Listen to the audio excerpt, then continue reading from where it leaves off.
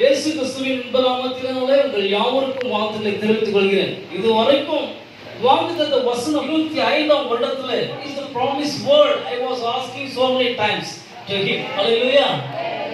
நான் இங்க வந்த உடனேயே வாக்குத்தத்த வசனம், இந்த சபைக்குள்ள வாக்குத்தத்த வசனம் என்ன, இந்த சபையில வாக்குத்தத்த வசனம் என்னத்தை கர்த்தர் கொடுத்திருக்காரு. கர்த்தர் ஒரு வாக்குத்தத்த வசனத்தை கொடுக்கிறாருன்னு சொன்னா அதுக்கு நிறைய கட்டளைகள் இருக்கிறது. வாசிப்போம். யாத்ராகமம் புத்தகம் 33ஆம் அதிகாரம் 17ஆம் வசனத்தை எடுத்து வாசிப்போம். யாத்ராகமம் 33ஆம் அதிகாரம் 17ஆம் வசனம். அப்பொழுது கர்த்தர் மோசேயை நோக்கி, நீ சொன்ன இந்த வார்த்தையின்படியே செய்வேன். ஹல்லேலூயா. எரேமியாவின் புத்தகத்தில் நாம் என்ன வாசித்தோம்? அவர்கள் தோய்ந்து போறதில்லை. நான் சொன்ன இந்த வார்த்தையின்படியே நான் செய்வேன். வாசிக்கல. என் கண்களில் கிருபை கிடைத்தது. ஹல்லேலூயா. இந்த ஆசீர்வாதம் எல்லாம் உனக்கு வரணும் பண்ண கர்த்தருடைய கண்களில் என்ன இருக்கணும்? கிருபை கிடைக்க வேண்டும். ஹல்லேலூயா. உன்னுடைய ஆசீர்வாதம் குறைவுகள் எங்கே இருக்கிறதோ, எங்க கஷ்டப்படுறியோ, எங்க துக்கப்படுறியோ, எங்க வேதனை அனுபவித்துக் கொண்டிருக்கிறாயோ, எந்த இடத்துல ஆண்டவரே எனக்கு இரங்கும் என்று சொல்கிறாயோ அந்த இடத்துல கர்த்தருடைய கிருபை விளங்கும். ஹல்லேலூயா. அந்த இடத்துல கர்த்தர் சொல்றாரு, நான் உனக்கு என்னுடைய கண்களிலே கிருபையை கொடுத்திருக்கிறேன். வேற ஒன்றையும் கொடுக்கல. எடுத்து எல்லா ஆசீர்வாதத்தையும் கொடுத்துட்டேன்னு சொல்லல. நான் கிருபையை முதலாவதாக கொடுத்திருக்கிறேன். ஹல்லேலூயா. ஹல்லேலூயா. கர்த்தருடைய கிருபை இருந்தா என்ன நடக்கும் தெரியுங்களா? எல்லா ஆசீர்வாதமும் நம்ம மேல வந்து படுக்கும். ஹல்லேலூயா. வாசிங்க கீழே அந்த வசனத்தை, கீழே அப்படியே வாசிங்க. உன்னை பெயர் சொல்லி அழைத்தேன், அறிந்திருக்கிறேன் என்றார். நான் உன்னை பெயர் சொல்லி அழைத்திருக்கிறேன். I had called you by your name. உன்னுடைய பெயரை சொல்லி நான் என்ன பண்ணிருக்கிறேன்? அழைத்திருக்கிறேன். தனிப்பட்ட விதத்துல ஒவ்வொருத்தருடைய பேர் எனக்கு தெரியாது. கர்த்தர் என்ன சொல்றாரு தெரியுங்களா? நான் உன் பெயர் சொல்லி என்ன பண்ணிருக்கேன்? உன்னை அழைத்திருக்கிறேன்.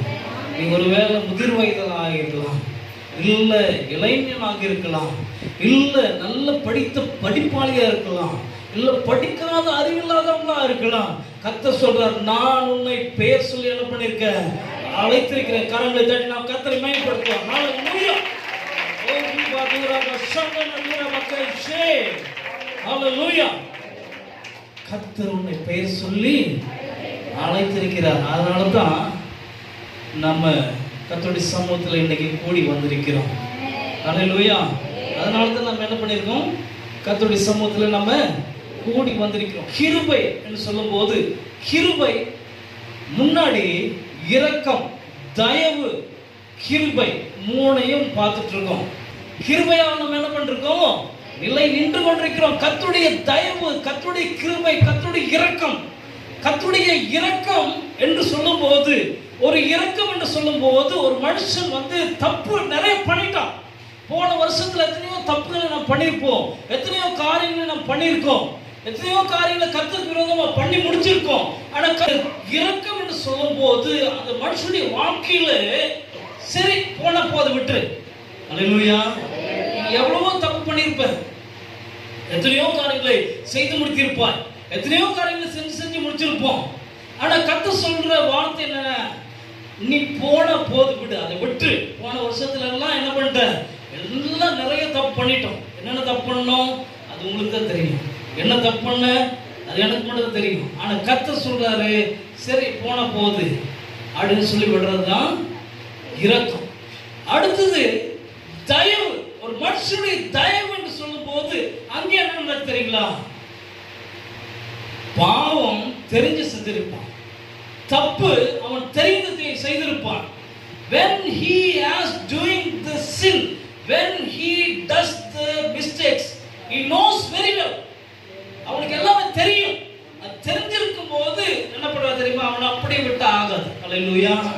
அவனை அப்படியே விட்டா ஆகாது. அவனுக்கு என்ன பண்ணணும்? சிச்சையை கொடுக்கணும். ஹல்லேலூயா. சிச்சையை கொடுத்தாதான் என்ன பண்ணுவாங்க, கொஞ்சமாவது புத்தி வரும். புத்தி வந்தாதான் என்ன ஆகும், அவங்களுக்கு அடுத்த தடவை அந்த பாவத்தையும் அந்த மிஸ்டேக்கையும் செய்ய மாட்டாங்க அப்படின்னு சொல்லி செய்யறது தான் என்ன, தயவு. மூணாவது கிருபை. இந்த காரியங்கள் எல்லாம் பார்க்கும்படியாக நாம் திருப்போம் நெகேமியாவின் புஸ்தகம் 9ஆம் அதிகாரம்.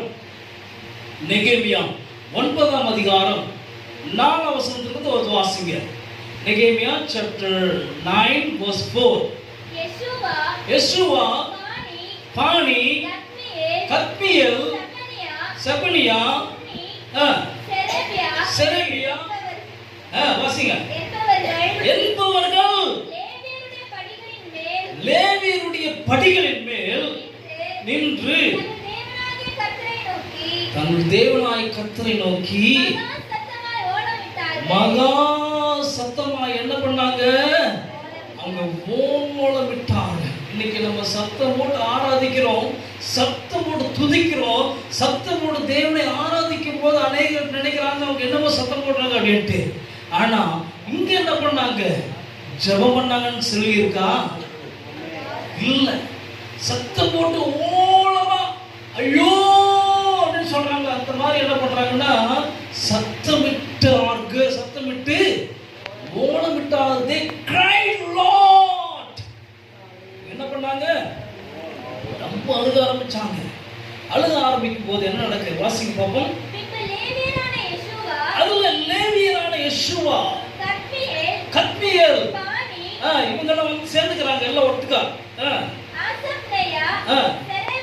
செரேமியா, ஒதியா,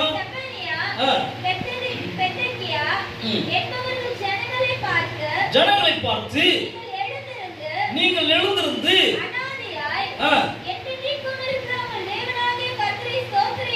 அனாதையாய் என்றென்றைக்கும் இருக்கிற உங்க தேவனாய கர்த்தரை என்ன பண்ணுங்க, ஸ்தோத்திரியுங்கள். நீங்க ஸ்தோத்திரிக்க வேண்டிய நேரத்துல வந்திருக்கீங்க. ஹல்லேலூயா, ஹல்லேலூயா. ஸ்தோத்திரிக்கிறதுக்கு பதிலா என்ன பண்ணாங்க தெரியுங்களா? வாசிங்க பாப்போம். அதே அதிகாரத்துல நான் வாசிக்கும் போது 16ஆம் வசனம் 16. எங்கள் பிதாக்களாகிய அவர்களோ அகங்காரமாய் நடந்து என்னவா நடறாங்க, அகங்காரமாய் நடக்க ஆரம்பித்து. they are right like a log talking like a proudy. என்ன பண்ணாங்க, ரொம்ப அகங்காரமாச்சு. கர்த்தர் என்ன பண்ணாரு, நிறைய ஆசீர்வாதங்களை அவர்களுக்கு கொடுத்தார், நிறைய நன்மைகளை அவர்களுக்கு கொடுத்தார். வசந்த வாசிக்கும் போது ஆபிரகாம் என்ன பண்ணாரு, எகிப்து தேசத்துக்கு போனாரு. எகிப்து தேசத்துல போய் அங்கே 70 பேராக இருந்தவங்க வந்துட்டு என்ன ஆனாங்க, 1 லட்சமா மாறிட்டாங்க. 1 லட்சமா மாறினவங்களுக்கு அங்கே அவருடைய கூக்குரல் என்ன பண்ணுச்சு, நேரா கர்த்தருடைய சன்னதியில வந்து என்ன பண்ணுச்சு, எட்டுச்சு. தேவனுடைய சன்னதியில எட்டும் போது கர்த்தர் அவர்களுக்கு ரட்சகனை அனுப்புகிறார். மோசே என்ன பண்ண, அப்படி போய் அவங்கள கொண்டு வந்து போது செங்கடலை ரெண்டாக என்ன பண்ணாரு, ரெண்டா பிளந்து வனாந்தரத்தில் நடத்தி வரும்போது there is no water, அங்க தண்ணி இல்ல. பாறையை ஓங்கி அடிச்சு கண்மலையே தண்ணீரை கொடுன்னு சொல்லும்போது தண்ணீர் அங்க வந்தது. கண்மலை திறந்து வனாந்தரத்தில் என்ன பண்ணாரு, தண்ணீரை கொடுத்தார். தண்ணீரை கொடுத்தது மட்டும் இல்ல, பசியோடு இருக்கும்போது அவனுக்கு மன்னாவையும் கொடுத்தார். இவ்வளவு பெரிய ஆசீர்வாதங்களை கொடுக்கிறார், இவ்வளவு பெரிய நன்மைகளை கொடுக்கிறார். இத்தனை ஆசீர்வாதங்களை பெற்றுக்கொண்டு எங்களுக்கு எகிப்து தேசத்துல வெள்ளரி பூண்டும் வெங்காயம் இருந்தது, நல்லா இருந்தது. இவ்வளவு நாட்களா என்ன பண்ணிருக்கீங்க, ஆராதனைக்கு வந்து கொண்டிருக்கிறீர்கள். இவ்வளவு நாளாக கர்த்தரை ஆராதித்துக் கொண்டிருக்கிறீர்கள். இவ்வளவு நாட்களாக தேவனை துதித்துக் கொண்டிருக்கிறீர்கள். உலகத்தை நீங்க திரும்பி பார்த்தா உலகத்துல என்ன நடந்திருக்கு, உலகத்துல என்ன நடந்திருக்கு, நம்மளை விட எல்லாமே நல்லா தான் இருக்காங்க அப்படின்னு யோசிக்கிறோம். நம்மளை விட அவங்க நல்லா இருக்காங்களே, என்னை விட அவங்க வந்து என்ன வச்சிருக்காங்க, கார் வச்சிருக்காங்க, பங்களா வச்சிருக்காங்க, எல்லா ஆசீர்வாதத்தோடு இருக்காங்களே அப்படின்னு யோசிக்கிறோம். எல்லா உலகத்தை பார்த்து கொண்டிருக்கிறோம். நான் எகிப்து தேசத்தில் இருக்கும்போது எப்படி இருந்த, வெள்ளரி பூண்டும் வெங்காயமும் நல்ல சந்தோஷமா சாப்பிட்டு இருந்தோம் அப்படின்னா. திடீர்னு கேட்டாங்க எங்களுக்கு என்ன சாப்பிடணும், என்ன சார் காடை சாப்பிடணும்னு சொன்னாங்களா, என்ன சொன்னாங்க, எங்களுக்கு இறைச்சி கொடுங்க. என்ன பண்ணாங்க, இறைச்சி சாப்பிட்டு ரொம்ப நாள் ஆச்சு, ஒரே மன்னா இன்னொரு கர்த்தர் அவ்வளோ பெரிய ஆசீர்வாதத்தை கொடுத்தோம் இவங்க என்ன பண்ணாங்கன்னா நாங்கள் ஒரே மண்ணாவை தின்றுருக்கோம் அப்படின்ட்டு இப்படியெல்லாம் சொன்ன கடைசியில் என்ன நடக்கு தெரியுங்களா? வாசிக்க பார்ப்போம் அந்த வசனத்தை மறுபடியும். இவ்வளோ பெரிய ஆசீர்வாதங்கள் கொடுத்த பிற்பாடும் அவங்க என்ன பண்ணாங்க? 16ஆம் வசனம், எங்கள் பிதாக்களாகிய அவர்களோ என்ன பண்றாங்க? இவ்வளோ பெரிய ஆசீர்வாதம் வந்துருச்சு, இவ்வளோ பெரிய நன்மைகள் வந்துருச்சு, இவ்வளவு நன்மைகள் எல்லாம் பெற்றுக்கொண்டிருக்கிறோம். வாழ்க்கையில எவ்வளவோ பெரிய நன்மைகளை பெற்றுக்கொண்டிருக்கிறோம். பயங்கரமா கத்தி ஜெபம் பண்ணி வாசி போட்டு துதிச்சு கர்த்தருடைய சமூகத்தில் இருந்த ஆசீர்வாதத்தை கொண்டு வந்த பிற்பாடு சிலர் என்ன பண்றாங்க தெரியுமா? சபையில அகங்காரமாய் நடக்க ஆரம்பிக்கிறாங்க. என்ன பண்றாங்க? அகங்காரமா நடக்கும் போது கர்த்தர் என்ன பண்றாருன்னா விட்டுறாரு. கர்த்தர் என்ன பண்றாரு? விட்டுறாரு. வாசிங்க பார்ப்போம், வாசிங்க. என்ன பண்றாங்க? தங்களுடைய கழுத்தை கடினப்படுத்தி யாருடைய கற்பனைகளுக்கு? கர்த்தருடைய கற்பனைகளுக்கு என்ன பண்றாங்க? செவி கொடாமல் போனாங்க. செவி கொடாமல் போனது நிமித்தம் என்ன பண்ணாரு? அப்புறம் கீழே வாசிங்க 17ஆம் வசனம், அவர்கள் செவி கொடுக்க மனதில்லாமலும்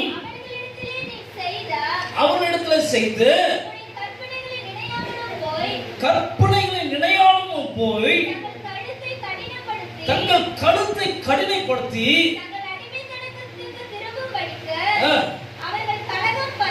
கலகம் பண்ணி ஒரு தலைவனை ஏற்படுத்தினார்கள். அப்போ என்ன பண்றாரு? கர்த்தர் பார்த்துட்டாரு. அல்லேலூயா, அல்லேலூயா. தான் நம்ம வாசிச்சோம். கர்த்தர் எப்படி இருக்காரு? இரக்கமுள்ளவராக இருக்கிறார். ஒவ்வொரு கஷ்டத்தையும் என்ன பண்றாரு தெரியுமா? கர்த்தர் நல்லவராக இருக்கிறார். எல்லா ஆசீர்வாதங்களும் கொடுத்திருக்கிறார். எரேமியா புத்தகத்துல வாசிக்கிறோம். என்ன பண்றாரு? தோட்டத்தை கொடுக்கிறாரு, ஆசீர்வாதத்தை கொடுக்கிறார், சந்தோஷத்தை கொடுக்கிறார், சமாதானத்தை கொடுக்கிறார். இந்த வருஷத்துல கர்த்தர் உன்னை பார்த்து சொல்றாரு, மகனே நீ என்ன பண்ணாத, கழுத்தை என்ன பண்ணாத, கடினப்படுத்தாது. அல்லேலூயா. அவங்க எங்க பிதாக்கள் என்ன பண்ணாங்க? பிதாக்கள் என்ன பண்ணாங்க? இஸ்ரவேல் ஜனங்கள் என்ன பண்ணாங்க? அகங்காரமாய் நடக்க ஆரம்பித்தார்கள். சத்துரு என்ன பண்றான்னா, ஆசீர்வாதம் வரும்போது அகங்காரத்தை கொண்டு வர ஆரம்பிக்கிறார். சத்துரு என்ன பண்றான்? ஆசீர்வாதம் வரும்போது அகங்காரமும் கூட சேர்ந்து வந்துட்டு இருக்கு. அருமையான தேவ பிள்ளைகளே, ஏன் அகங்காரம் வருது? ஆசீர்வாதம் வந்த உடனே என்ன தெரியுமா? அவனை விட நான் என்ன இருக்கா நல்லா இருக்கு அப்படின்னு அகங்காரம் ஆயிரும். அதனால தான் முன்கூட்டியே கர்த்தர் உங்களை எச்சரிக்கிறார். அல்லேலூயா. முன்கூட்டியே கர்த்தர் என்ன பண்றாரு? எச்சரிக்கிறார். அவங்க என்ன பண்றாரு? இவங்க என்ன பண்ணாங்க? வாசிங்க. ஒரு தலைவனை ஏற்படுத்தினார்கள். ஆகிலும் இப்படி எல்லாம் பண்ணா கூட, இப்படி எல்லாம் நீங்க எல்லாம் பண்ணா கூட வெகுவாய் மன்னிக்கிறவர்களாக இருக்கிறார். ஆகிலும் எவ்வளவோ காரியங்களை செய்து கொண்டிருக்கிறார்கள். கர்த்தருக்கு விரோதமாக எவ்வளவோ காரியங்களை ஏற்படுத்திக் கொண்டிருக்கிறார்கள். ஆனால் கர்த்தர் இஸ்ரவேல் ஜனங்களை என்ன பண்ணார் தெரியுங்களா? மன்னிக்க ஆரம்பித்தார். அல்லேலூயா. நாங்க இரக்கத்தை கற்போம் குறித்து நான் பேசுறேன்.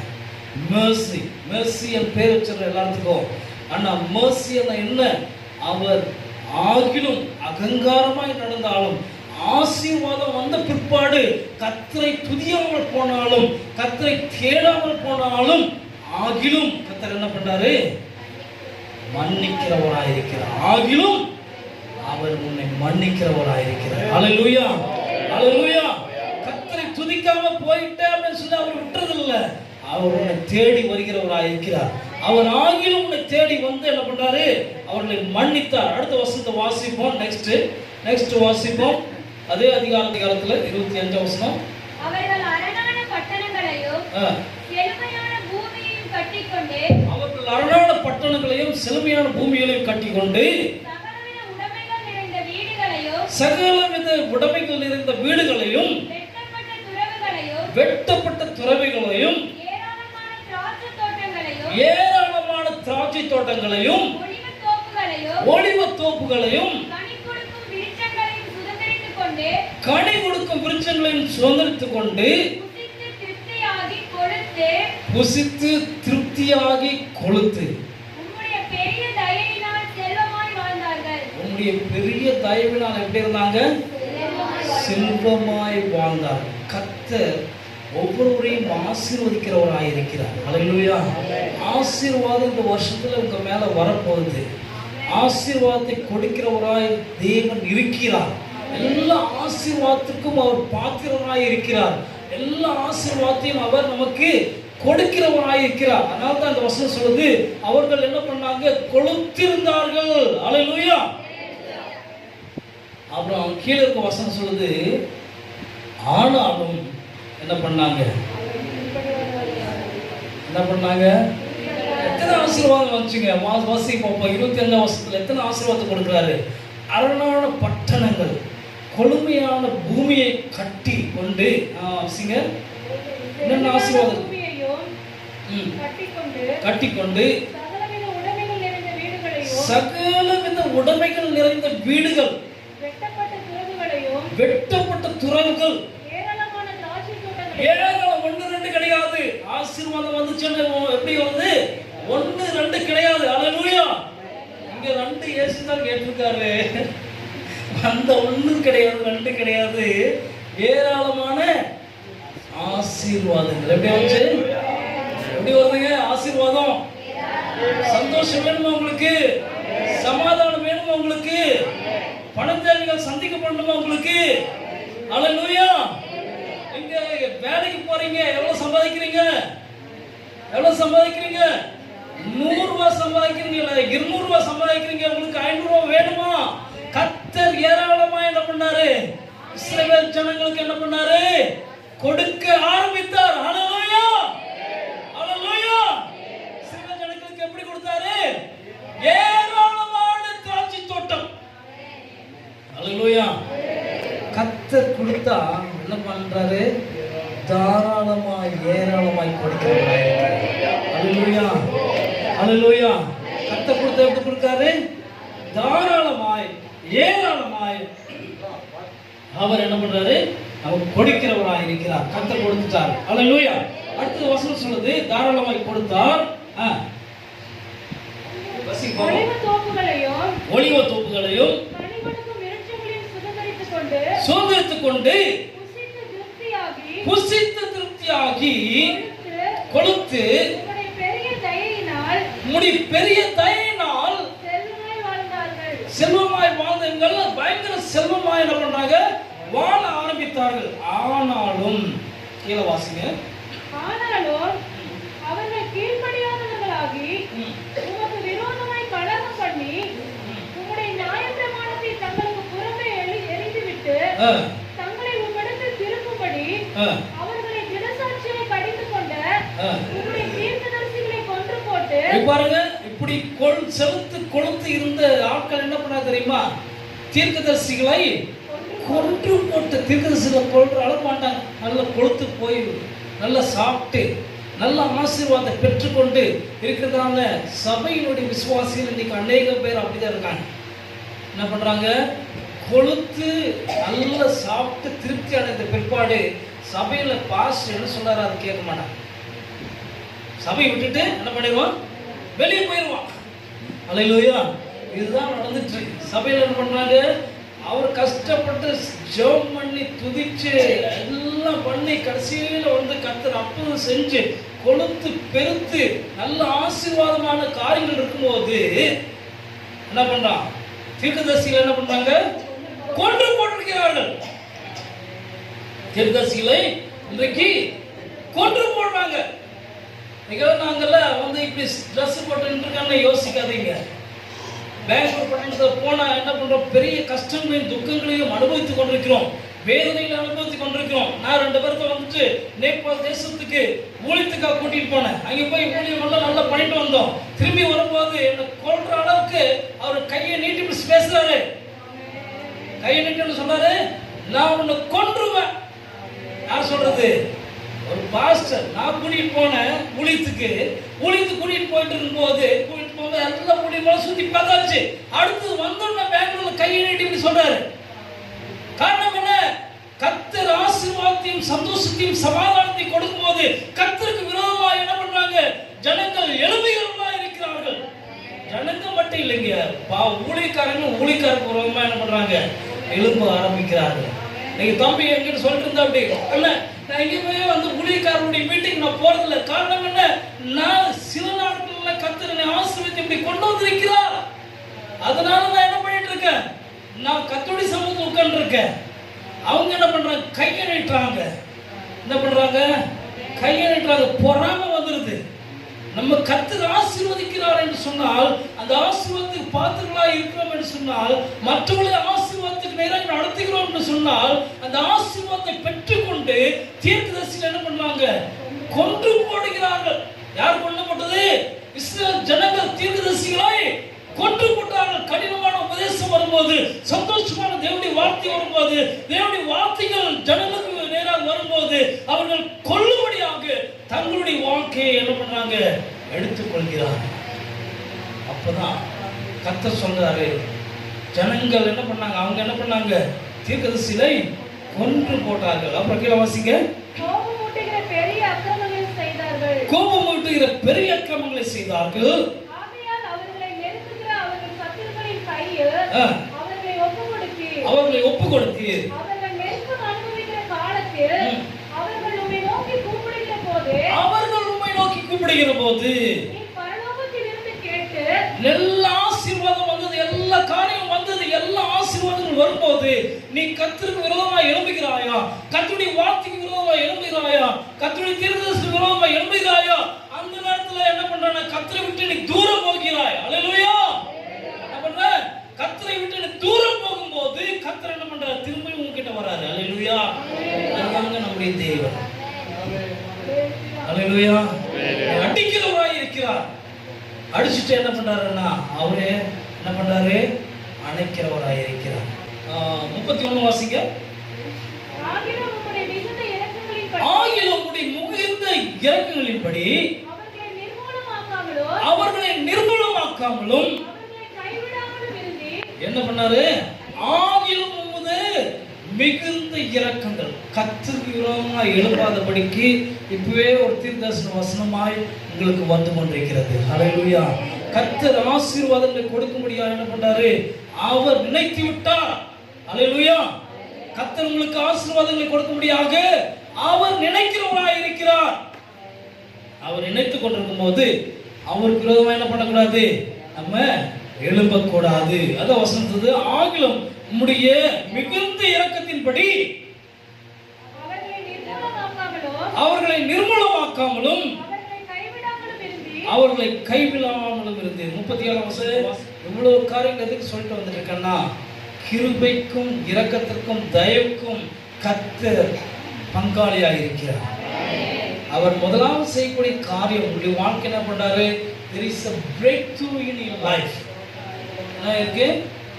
There is a breakthrough in your life. உங்க வாழ்க்கையில ஒரு பெரிய ஆசீர்வாதத்தை கொடுக்க வேண்டும் என்று சொன்னால், என்னென்ன காரியம் பாவத்தில் நின்றிருக்கோ, எந்தெந்த காரியங்கள் உங்களுக்கு விரோதமா இருக்கிறதோ அதுல என்ன பண்ணணும்? There is a breakthrough has to come. Hallelujah. இந்த வாழ்க்கையில் என்ன பண்ணணும்? ஒரு வாழ்க்கையில் இருக்கிறதான எல்லா சிந்தனைகள்ல ஒரு பிரேக் த்ரூ வர வேண்டியதா இருக்கிறது. ஒரு மாறுதல் வர வேண்டியதா இருக்கிறது.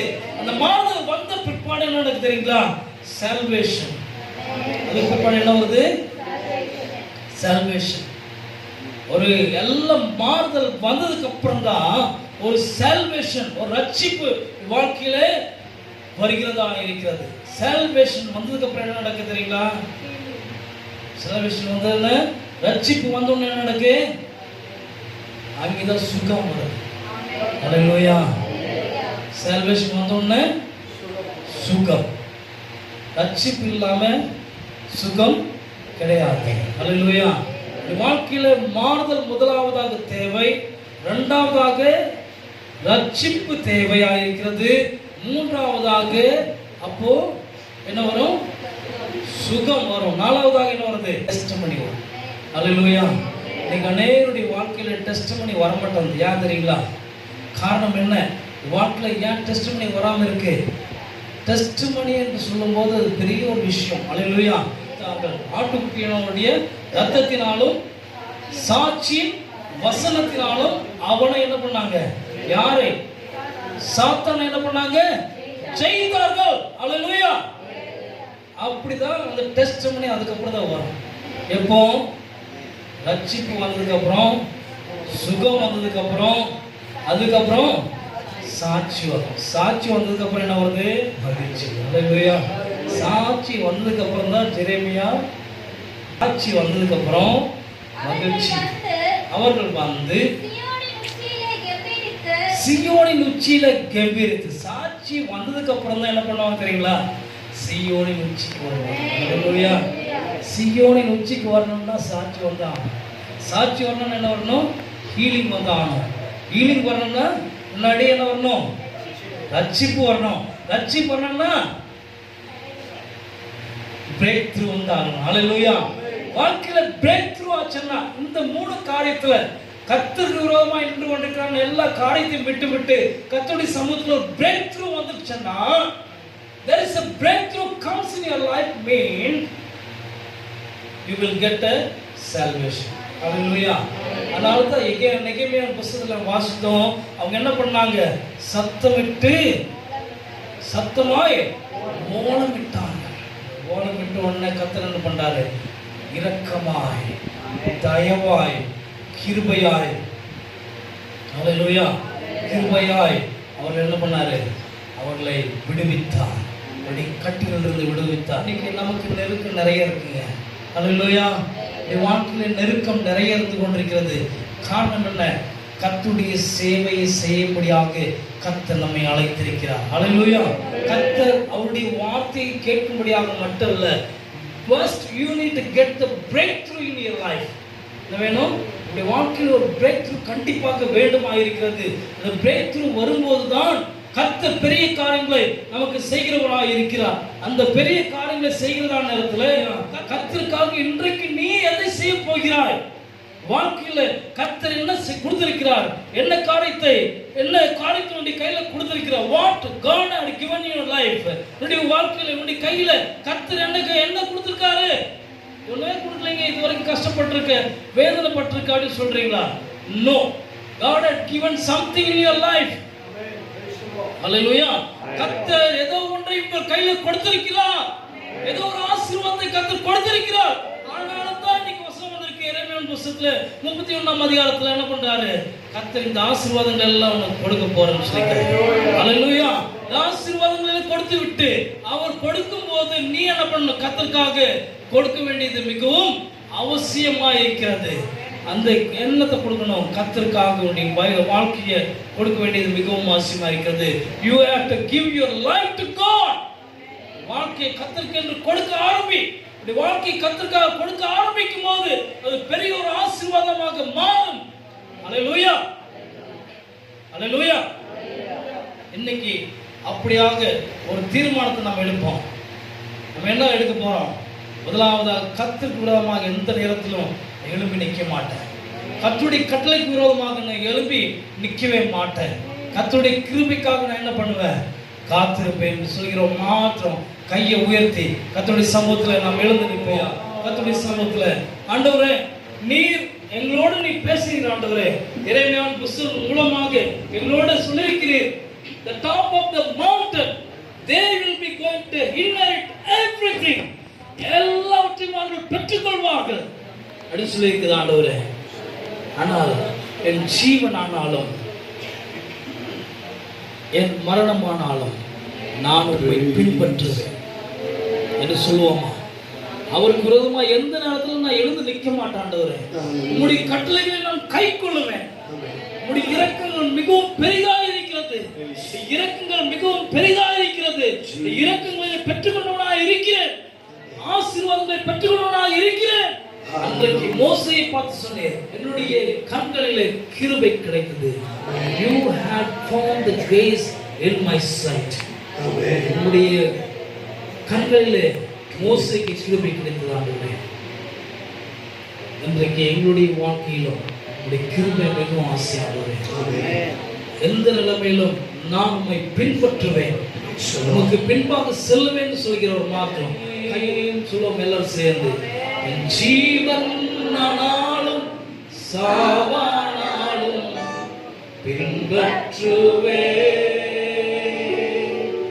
நன்மை ஒன்றும் என்னில் இல்லை என்றாலும் நேசித்து என் இயேசு ராஜா.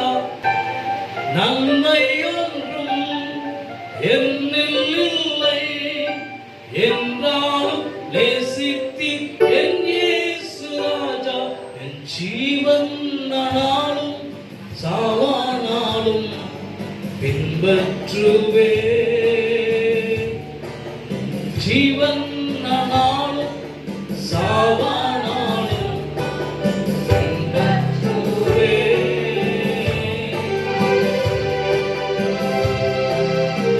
நமக்காக எல்லாவற்றையும் கொடுத்திருக்கிறார். நமக்காக எல்லா ஆசீர்வாதங்களையும் அவர் கொடுத்திருக்கிறார். நமக்காக எல்லா தேவைகளையும் அவர் சந்தித்திருக்கிறார். மோசே அன்றைக்கு இஸ்ரவேல் ஜனங்கள் சாக போறதை பார்த்து இவர்களுக்காக நான் திறப்பிலே நிற்கிறேன் சொல்லும்போது என்னுடைய கண்களிலே உனக்கு கிருபை கிடைத்தது என்று சொல்லி மோசையை பார்த்து அன்றைக்கு கர்த்தர் சொன்னார். அருமையான தேவ பிள்ளைகளே, இன்றைக்கு கர்த்தருடைய சமூகத்துல நாம் கடந்து வந்திருக்கிறோம். என்னுடைய ஜீவனானாலும் சாவானாலும் நான் உண்மை பின்பற்றுவேன். நீர் எனக்கு நிறைய ஆசீர்வாதங்களை கொடுத்திருக்கிறீர், நிறைய நன்மைகளை கொடுத்திருக்கிறீர், நிறைய தேவைகளை சந்திருக்கிறீர். நீ கொடுத்ததான எல்லா ஆசீர்வாதங்களுக்காய் உமக்கு நன்றி என்று சொல்லுவோம். கர்த்தருடைய சமூகத்தில் நாம் ஒப்புக்கொடுத்து நாம் ஜெபிப்போம்.